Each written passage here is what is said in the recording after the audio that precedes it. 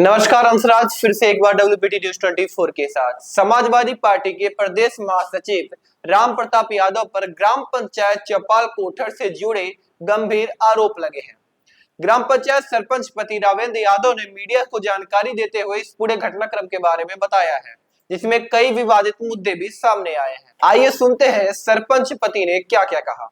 थोड़ा सा परिचय दीजिएगा। रावेंद्र यादव, मेरी वाइफ पत्नी सरपंच है।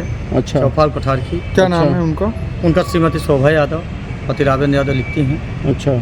और हमारे ग्राम पंचायत में चुनाव हुई, जब चुनाव मेरी मैडम लड़ी, उस वक्त में भी कुछ हमारे गांव के सरहंग व्यक्ति थे, क्योंकि चुनाव जीतने के बाद भी गाड़ी पोलिंग जब लौट हो गए सीधी आने लगी, उस वक्त भी इन लोगों ने गाड़ी छीना गया, फिर जमोड़ी से फोर्स गई, इसके बाद गाड़ी यहाँ आई, फिर काफ़ी विवाद किए।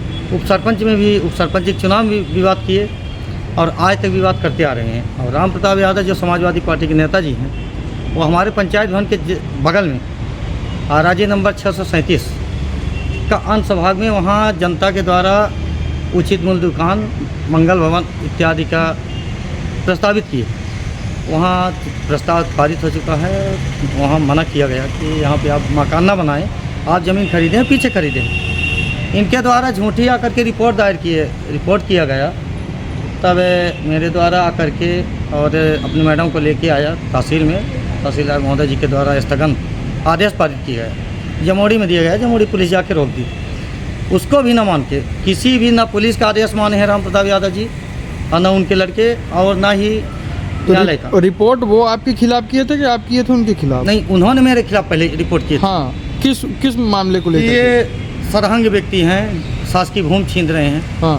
तो हमने छीना नहीं था, उनको मना किया गया कि शासकीय भूमि है, यहाँ पे बिल्डिंग बनना है। हाँ। पंचायत को कुछ काम होना है, आप अपने पट्टे बनाइए। इसके बाद में स्थगन पारित हो गया। स्थगन को भी उन्होंने नहीं माने, अपनी बंदूक रखे हैं, और बंदूक रखे इनके पुत्र लड़के अनुराग यादव, और स्वयं बंदूक दिखा करके रात में वहीं पे मकान को पूरा कर लिया गया। अच्छा, मकान का कार्य कराएगा। अच्छा, अभी हाल में ही एक समाचार पत्र के माध्यम से पता चला था और कि आपके जो है तो पंचायत भवन में चोरी भी हुई है। जी, तो इसमें जो चोरी हुई है, तो आपको क्या लगता है कि कौन हो सकते हैं चोर? श्रीमान जी, पंचायत भवन के बगल में ही इन्होंने उस शासकीय आराजी नंबर पर अपना ये निजी घर बना रहे थे, और ये रात में घर बनाए। इसी तरह कई लोगों से दारू पिला करके हम लोगों के रास्ते में लपटवाने भेजते हैं, जाके लपटो, आदिवासी हों कोई हो, पिला करके लपट के, और हरिजन थाना में कहीं न कहीं रिपोर्ट कराते हैं। दीपावली के दिन इसी तरह एक राजकरण सिंह गोट हैं, उनको भेजा गया था, फिर रिपोर्ट कराया गया। कहीं मौका पाते हैं ये तुरंत किसी से विवाद करे। कुछ इन्होंने ऐसे लड़के पाले हैं जो कि नशेड़ी हैं। बीते दिन 8-10 दिन के बीच में हमारे गांव में बहुत चोरियां हुई, 2-3 बच्चे बंद भी थे, अभी छूटे हैं। अच्छा। ये इन्हीं के आदमी हैं। और राम प्रताप यादव जी समाजवादी पार्टी के नेता बने हुए हैं, लेकिन उनके लड़के और वो स्वयं इस तरह से करते हैं, सरहंगों को पैदा करते हैं, विवाद कराते हैं, ताकि इनकी पहले की कहानी कुछ और थी कि सरपंची चलता था, इनके जेब में सरपंच रहते थे। लेकिन इस वक्त जो सरपंच मेरी मैडम है, तो अपने काम, अपनी जनता के काम में अपने काम से मतलब, और जनता का काम कर रही है। इनको ये जी पैसे निकालो, फर्जी मुझे दो, मेरे पूछ के मेरे से चलो, तो संभव नहीं है सर। अच्छा, ये राम प्रताप यादव जी क्या करते हैं?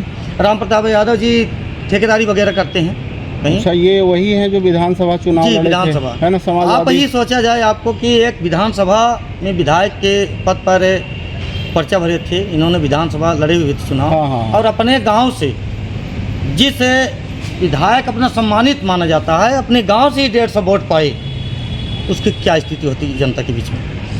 तो आपको क्या लगता है कि जो ग्राम पंचायत में अनैतिक कार्य गतिविधि चल रही है आपके यहाँ, तो क्या इनमें सब में राम प्रसाद जी का हाथ है? जी, पूरा राम।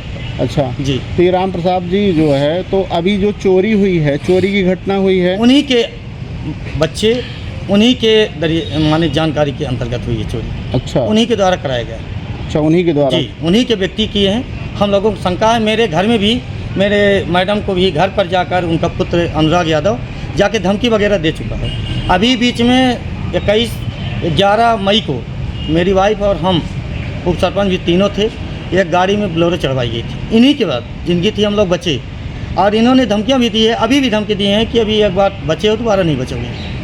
अच्छा, इनका जी, इनका यही राम प्रताप यादव जी का है। इसी में एक और हैं विकास कोरी, पिता राजमन कोरी, इन्होंने भी एक शासकीय भूमि में अतिक्रमण करके बैठे हैं और वहाँ पे बालिका छात्रावास बन रहा है।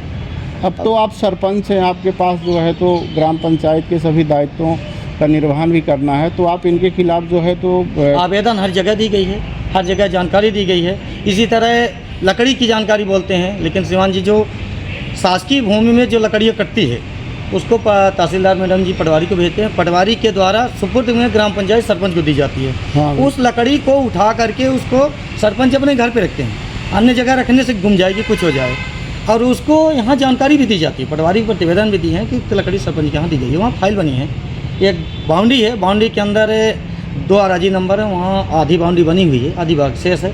कलेक्टर साहब के यहाँ से आदेश और एसडीएम साहब के यहाँ से हो चुका है कि उक्त लकड़ियों को काटी जाए, लेकिन उसमें भी मार्क किया गया है कि भाई उसमें कटाई का पैसा लगेगा और वो लकड़ी शासन की हवाले आएगी, जब तक वो आदेश नहीं देंगे हम लोग कहाँ लगेंगे। ठीक है। अभी ये बताइए कि अभी आपने जो भी प्रकरण इनके खिलाफ आवेदन दिए हैं आपको, तो क्या लगता है कि जो शासन प्रशासन है वो आपके साथ है क्या? जी, शासन साथ में है, आशा है हमारी कि शासन साथ देगा। और आपकी कुछ अपील हो तो आप बता सकते हैं चैनल के माध्यम से। अपील है, आप क्या कहना चाहेंगे? जांच करते हुए इनके ऊपर दंडात्मक कार्रवाई की जाए, क्योंकि सरहंगता करते हैं और गांव में कुछ कार्य करने के बाद में वहाँ भी विवाद कराते हैं। लोगों को बेच करके दारू पिला करके रात आए दिन कहीं बैठे हैं, कहीं काम पर वहाँ जाके लपटवाना और फिर उनको ला जाके रिपोर्ट करवा देना। ये झूठी हमारे नाम से कई रिपोर्टें आवेदन दे देते हैं कि ये झूठा किया गया, जबकि पुलिस द्वारा जाँच भी की जाती है तो गलत पाया जाता है।